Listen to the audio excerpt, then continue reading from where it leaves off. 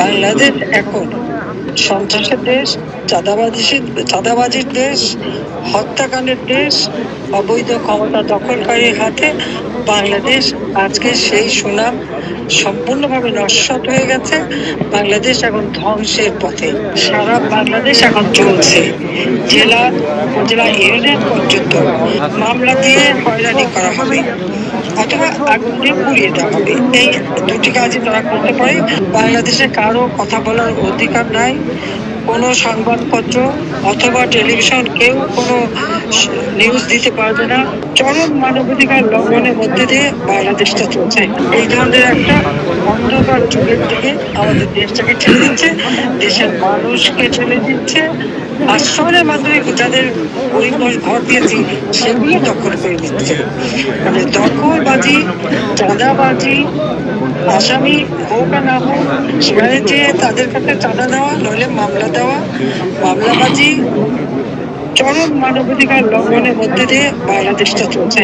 এই অবস্থা থেকে মুক্তি পাওয়াটাই হচ্ছে এখন সব থেকে বড় প্রয়োজন, দেশের মানুষকে রক্ষা করার। তো আমি আমাদের প্রবাসী যারা তাদেরকে ধন্যবাদ জানাই। তারা যে গণতন্ত্র ফিরিয়ে আনার জন্য, দেশের মানুষের শান্তি নিরাপত্তা নিশ্চিত করার জন্য যে সকল পদক্ষেপ আপনারা নিচ্ছেন, আপনাদের অনেক ধন্যবাদ। বাংলাদেশে কারো কথা বলার অধিকার নাই।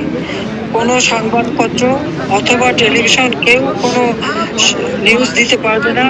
সব জায়গায় তার ওই মেটিকুলাসলি ডিজাইনের মাস্টার মাইন্ডের প্রতিনিধি সব জায়গায় বসে আছে। আওয়ামী লীগের লক্ষাধিক নেতা কর্মী তাদের বাড়ি ঘর পুড়ে অঙ্গার হয়ে গেছে এবং যার ভুক্তভোগী আমাদের অনেকে প্রবাসীও।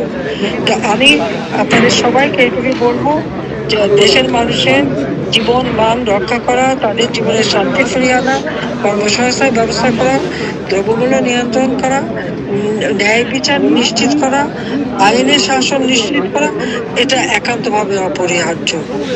তার জন্য আপনারা যে আন্দোলন করছেন সেজন্য আপনাদেরকে আন্তরিক ধন্যবাদ জানাচ্ছি।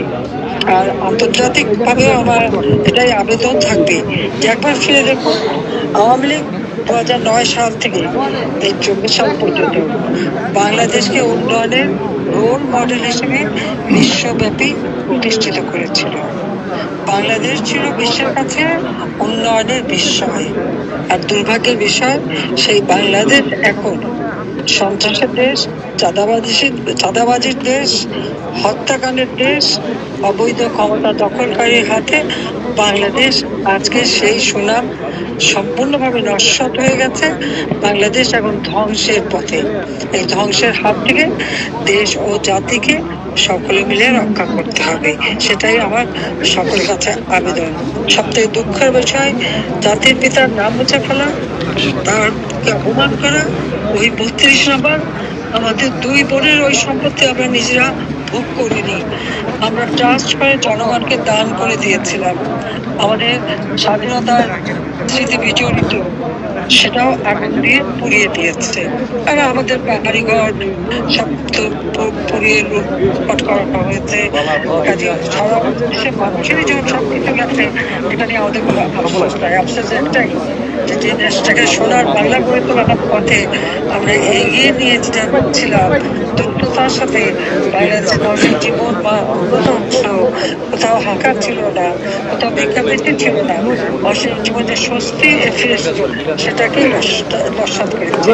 এবং সাধারণ মানুষ, সাধারণ মানুষ, সাংবাদিক, সংস্কৃতিসেবী, সংখ্যালঘু সম্প্রদায়, ব্যবসায়ী সম্প্রদায়, প্রত্যেকেই আজকে জীবনে হাহাকার।